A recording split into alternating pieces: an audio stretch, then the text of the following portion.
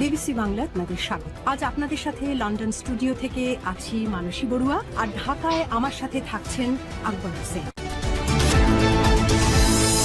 বাংলাদেশের সর্বশেষ গুরুত্বপূর্ণ আপডেট সংবাদে আপনাকে স্বাগত। শুরুতেই সংবাদ শিরোনাম, পরে বিস্তারিত। প্রথমেই জানাবো, শেখ হাসিনাকে ঘিরে ভারতের উপর কূটনৈতিক চাপ বাড়ছে। ভারতের একটি বহুল প্রচলিত নীতি অতিথি দেব ভব।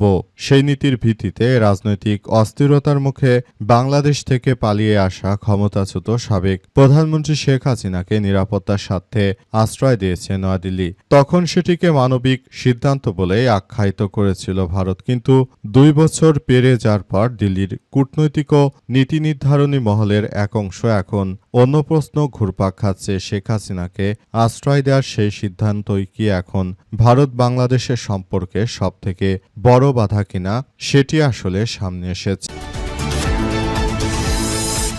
এরপর জানাবো, আপনি কি গুপ্ত আওয়ামী লীগ? জবাবে যা বললেন রুমিন ফারহানা। সাংবাদিক উপস্থাপক খালেদ মহিউদ্দিন ঠিকানা টকশোতে উপস্থিত হয়েছিলেন ব্রাহ্মণবাড়িয়া 2 আসনের সংসদ সদস্য ব্যারিস্টার রুমিন ফারহানা। সম্প্রতি এই সংসদ সদস্য আওয়ামী ঘেঁষা কিছু বক্তব্য দিয়েছেন। এই প্রসঙ্গে খালেদ মহিউদ্দিন রুমিন ফারহানার কাছে জানতে চান তিনি কি গুপ্ত আওয়ামী লীগ কিনা। তবে জবাবে রুমিন ফারহানা বলেছেন তিনি আওয়ামী লীগ করেন না। এদিকে আওয়ামী লীগের বিচার এবং নিষিদ্ধ করার প্রশ্নে চ্যালেঞ্জ কোথায়? গণ অভ্যুত্থানে ক্ষমতা হারিয়ে ভারতে পালিয়ে যাওয়ার 2 বছরের মাথায় হাসিনা যখন আবার দেশে ফেরার কথা বলছে, ঠিক এই সময় বাংলাদেশে তার দল আওয়ামী লীগের বিচারের তৎপরতা চলছে। এবারে জানাবো, গাজীপুরে যাত্রীবাহী বাসে আগুন। গাজীপুরে কালিয়াকৈরে দাঁড়িয়ে থাকা যাত্রীবাহী বাসে অগ্নিকাণ্ডের ঘটনা ঘটেছে আজ বিকাল 3টার দিকে উপজেলার বাস স্ট্যান্ড এলাকায় এমন ঘটনা ঘটে। এই ঘটনায় হতাহতের কোনো খবর পাওয়া যায়নি। এবং সর্বশেষ জানাবো, এক দফার ঘোষণা কোনো একক ব্যক্তির নয় বললেন ভিপি নূর। প্রবাসী কল্যাণ ও বৈদেশিক কর্মসংস্থান প্রতিমন্ত্রী এবং গণ অধিকার পরিষদের সভাপতি নুরুল হক নূর বলেছেন, এক দফার ঘোষণা কোনো একক ব্যক্তির নয়, এটি দেশের সাধারণ মানুষের আকাঙ্ক্ষার প্রতিফলন। দেশের মানুষ দীর্ঘদিন ধরে যে দাবি করেছিল, সেই দাবির পরিপ্রেক্ষিতে নাহিদ ইসলাম এক দফার ঘোষণা করেছে। তবে তারেক রহমানও এক দফার ঘোষক, এমন ভিগিজিগি তিনি বুঝাতে চেয়েছিলেন। তবে প্রকৃত বিষয় হচ্ছে যে এই নুরুল হক নূর যখন এক দফার ঘোষণা হয় তখন জেলে বন্দী। তিনি এক দফার ঘোষণা কিভাবে হয়েছে জানবেন কি করে? প্রিয় দর্শক, এতক্ষণ শুনছিলেন সংবাদ শিরোনাম, এবারে বিস্তারিত। তবে তার আগে বন্ধুরা অনুরোধ থাকবে, এই সংবাদটিতে একটি লাইক দিন। এই চ্যানেলে আপনি নতুন হয়ে থাকলে আমাদের সংবাদটি দেখতে দেখতে চ্যানেলটি সাবস্ক্রাইব করে রাখুন। কমেন্ট করে বন্ধুরা আপনার মূল্যবান মতামত জানিয়ে দিন আপনি বিশ্বের কোন দেশ থেকে বা বাংলাদেশের কোন স্থান থেকে আমাদের সংবাদটি দেখছেন এবং শুনছেন। আর বন্ধুরা, সংবাদটি আপনার সোশ্যাল মিডিয়া ফেসবুকে শেয়ার করে বন্ধুদেরও দেখার সুযোগ করে দিন। গাজা যুদ্ধে আপনি যদি নিরীহ ফিলিস্তিনিদের ভালোবেসে থাকেন বন্ধুরা, কমেন্টে ইয়েস লিখে পুরো বিশ্ববাসীকে আমাদের এই তাজা আপডেটটি দেখার সুযোগ করে দিন। এবারে বিস্তারিত। শেখ হাসিনাকে ঘিরে ভারতের উপর কূটনৈতিক চাপ বাড়ছে। ভারতের একটি বহুল প্রচলিত নীতি অতিথি দেব ভব। এই নীতির ভিত্তিতে রাজনৈতিক অস্থিরতার মুখে বাংলাদেশ থেকে পালিয়ে আসা ক্ষমতাচ্যুত সাবেক প্রধানমন্ত্রী শেখ হাসিনার নিরাপত্তার স্বার্থে আশ্রয় নিয়েছিলেন নয়াদিল্লিতে।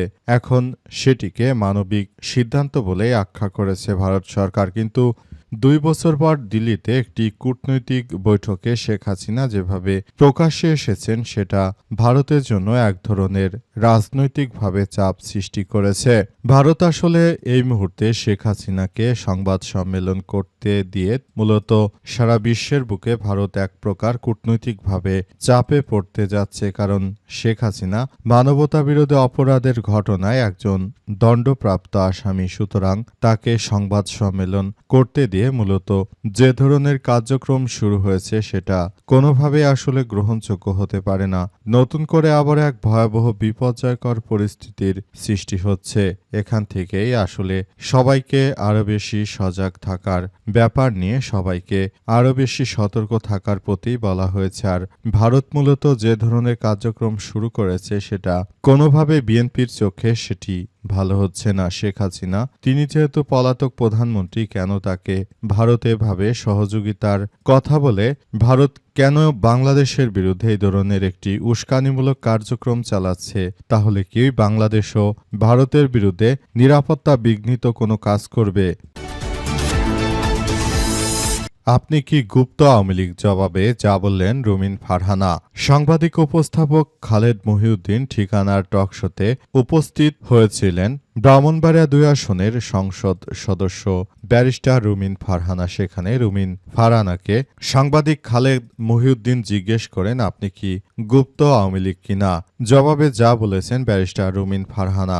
সম্প্রতি এক সংসদ সদস্য আওয়ামী লীগের ঘেঁষা কিছু বক্তব্য দিয়েছেন। সেই সঙ্গে খালেদ মহিউদ্দিন রুমিন ফারহানার কাছে জানতে চান তিনি গুপ্ত আওয়ামী লীগ কিনা। উত্তরে তিনি বলেন, না, আমি আওয়ামী লীগ করি না, অবশ্যই আমি আওয়ামী লীগ করি না। খালেদ বলেন, আমি এই প্রসঙ্গে একটা প্রশ্ন করব। যখন দর্শকরাও আসলে কাছাকাছি বিষয় নিয়ে কথা বলছে যে গত ১ বছর ধরে যারা আপনার কথা পছন্দ করছেন তাদের একটি বড় অংশ আবার এই অভিযোগ তুলেছে যে আপনি আওয়ামী লীগকে বাঁচিয়ে রেখেছেন, আওয়ামী লীগের ন্যারেটিভ আপনি ধারণ করেছেন। জবাবে রুমিন ফারহানা বলেন, অনেকেই তো আমার সম্পর্কে অনেক কথা বলে, কিন্তু বাস্তবতা কোনটা সেটি অবশ্যই আপনাকে দেখতে হবে। যদি আপনারা মনে করেন যে আমি আওয়ামী লীগের রাজনীতি করছি তাহলে সেটি আপনারা দেখাতে পারেন, কিন্তু আমার বক্তব্যে আমি কখনো বলিনি যে আমি আওয়ামী লীগ করি কিংবা ভবিষ্যতে আমি আওয়ামী লীগে যোগ দেব। আমি কখনোই সেটা বলিনি বলে জানিয়েছেন রুমিন ফারহানা। তিনি আরও জানান, আমি বিষয়গুলো নিয়ে খুবই গুরুত্ব সহকারে কার্যক্রম চালাচ্ছি এবং আমি মনে করি যে ভবিষ্যতে এই দেশটা যেন সুন্দরভাবে চলে, দেশটা যেন একটু ভালো অবস্থানে যায়। যদি বিগত সরকারের থেকেও খারাপ অবস্থানে রাষ্ট্র চলে তাহলে তো আগের সরকারই ভালো ছিল। এসব কথাই মূলত খালেদ মহিউদ্দিনের টক শোতে জানা গেছে।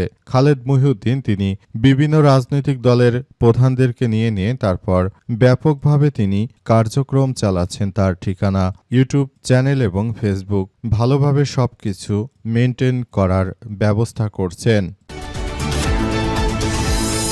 ইয়েমেন থেকে সৌদি আরবে হামলা, শিশুসহ আহত ১১। এবার ইয়েমেন থেকে হুতি বিদ্রোহীরা সৌদি আরবের উপর ব্যাপক আক্রমণ শুরু করেছে। আজ সৌদি আরবের বিভিন্ন অঞ্চলে আক্রমণ করার ফলে এবার নিরীহ যারা বেসামরিক নাগরিক রয়েছে তাদেরকে টার্গেট করেছে ইয়েমেনের হুতি যোদ্ধারা। মাত্র ২ থেকে ৩ দিন আগে মার্কিন যুক্তরাষ্ট্রের সহযোগিতায় ইয়েমেনের হুতি বিদ্রোহীদের বিভিন্ন গুরুত্বপূর্ণ স্থাপনায় হামলা চালিয়েছিল সৌদি আরব। তার খেসারত দিতে হচ্ছে সৌদি আরবকে। এবার ইয়েমেনের হুতি বিদ্রোহীরা সৌদি আরবে প্রতিনিয়ত নিয়মিত তারা আক্রমণ শুরু করেছে। ইয়েমেনের হুতি যোদ্ধারা মূলত ইয়েমেন থেকে তারা সৌদি আরব হয়ে পুরোপুরি মিশরের উপর দিয়ে তারপর তারা ইসরায়েলের উপর আঘাত হানত, কিন্তু সেই ইসরায়েলের উপর আঘাত হান্নার সমর্থ রাখে এমন একটি গোষ্ঠীর উপর যখন নরবরে সৌদি আরব আক্রমণ চালিয়েছে তখনই তাদের উপর প্রতিশোধ নিতে শুরু করেছে সৌদি আরব। তাদের উপর প্রতিশোধ নিতে শুরু করেছে ইয়েমেনের হুতি যোদ্ধারা। সৌদি আরবের উপর এখন ইয়েমেনের হুতি যোদ্ধাদের নিয়মিত হামলা হচ্ছে। আর এই হামলা থেকে বাঁচার জন্য সৌদি আরব এবার বেশ কয়েকটি রাষ্ট্র নিয়ে তারা হুতিদের বিরুদ্ধাচারণ করছে এবং নতুন করে তারা হুতি বিদ্রোহীদের বিরোধিতা করার পর বাংলাদেশ, পাকিস্তান, তুরস্ক সহ বেশ কয়েকটি রাষ্ট্রের সেনা সদস্যদের নিয়ে একটি জোট গঠনের প্রস্তাবনা চেষ্টা চালিয়ে যাচ্ছে সৌদি আরব। অবস্থায় দেখা যাক তারা সম্মিলিতভাবে হুতিদের কিছু করতে পারে কিনা, কিন্তু মনে হচ্ছে যে এই মুহূর্তে হুতিরা তারা যতটা শক্তিশালী হয়েছে সৌদি তাদের কিছুই করতে পারবে না। ইরানের সরকার পতনে ব্যর্থ হয় বর্তমানে মোসাদের ২ কর্মকর্তাকে সরিয়ে দিলেন নেতানিয়াহু।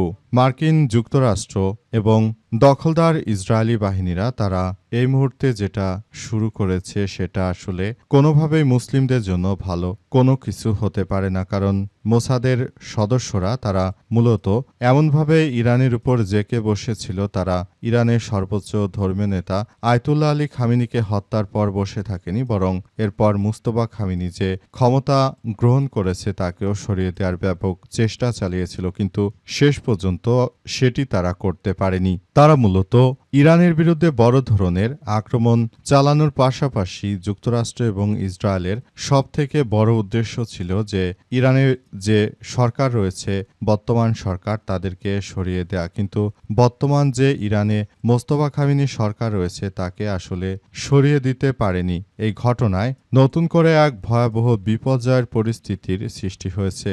এর ফলে আসলে সারা বিশ্বের মতো এবার ব্যর্থতায় পরিণত হয়েছে মোসাদের সদস্যরা। তাই নেতানিয়াহু সর্বশেষ কোনো উপায় না পেয়ে মোসাদের দুইজন বড় কর্মকর্তাকে সরিয়ে দিল, কারণ তারা ইরান যুদ্ধের ফলে ইসরায়েল এবং যুক্তরাষ্ট্রের যে পরিমাণ আর্থিক ক্ষতি হয়েছে ভুলভাল গোয়েন্দা তথ্য দিয়েছিল মোসাদেরা, এজন্য তাদের ওই দুই কর্মকর্তার আর এখন মোসাদের বড় কর্মকর্তা হিসেবে থাকার নৈতিক অধিকার তারা হারিয়ে ফেলেছে বিধায় আজ ইসরায়েলের প্রধানমন্ত্রী বেনিয়ামিন নেতানিয়াহু মূলত তাদেরকে সরিয়ে দিয়েছে। আর এটা হচ্ছে এমনভাবে করা হয়েছে, ইসরায়েলের চ্যানেল 12 বিষয়টি নিশ্চিত করেছে।